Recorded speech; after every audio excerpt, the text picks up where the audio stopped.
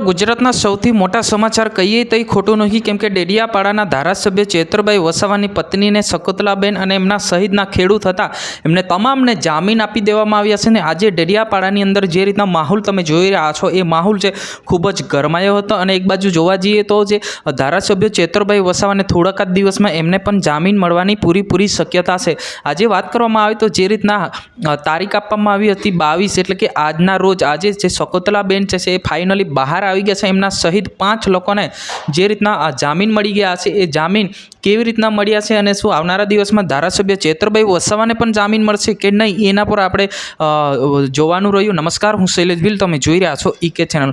ફટાફટ આપણી ચેનલને સબસ્ક્રાઈબ કરી નાખજો, કેમ કે હું લગાતાર તમારા સુધી પહોંચાડવાનું કામ, લાઈવ અપડેટ પહોંચાડવાનું કામ હું કરી રહ્યો છું.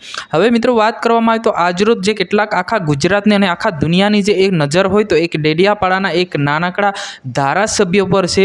અને જે એમના જે જામીન જે છે એ હજુ સુધી મૂકવામાં નથી આવ્યા, પરંતુ જે રીતના જે ખેડૂતો એમના સહિતના પત્ની સાથે જે આજે જે બહાર આવી ગયા છે, પરંતુ થોડાક જ દિવસમાં એ ધારાસભ્ય ચેતરભાઈ વસાવા પણ બહાર આવવાની પૂરી શક્યતા છે. અને લોકો જે છે એ આખું ગુજરાત જે છે એ સમર્થન કરી રહ્યા છે. આવનારી 24 તારીખે પણ મોટું એક આયોજન કરવામાં આવ્યું છે. આયોજન એ બી ચેતરભાઈ વસાવાના સમર્થન માટે જ કરવામાં આવી રહ્યું છે. એ રીતના પણ આપણે કહી શકીએ તો ખોટું નથી, કેમ કે અત્યારે વાત કરવામાં આવે તો જે રીતના ડેડિયાપાડાની અંદર જે શકુંતલાબેન ફાઇનલી બહાર આવી ગયા છે અને એમને સમર્થન કરી રહ્યા છે. અને આજે યામોગી સર્કલ પાસે, ડેડિયાપાડા સર્કલ પાસે જે આજે ફૂલ રેલી સાથે લોકો ઉમટી પડ્યા હતા અને હાર પહેરાવીને અને સ્વાગત પણ કરવામાં આવી રહ્યો હતો. અને આજે જે રીતના જે માહોલ છે ડેડિયાપાડાની અંદર ખૂબ જ ખુશીનો માહોલ પણ કહીએ તો ખોટું નથી, કેમ કે ડેડિયાપાડાના ધારાસભ્ય ચેતરભાઈ વસાવાની પત્ની જે શકુંતલાબેન ફાઇનલી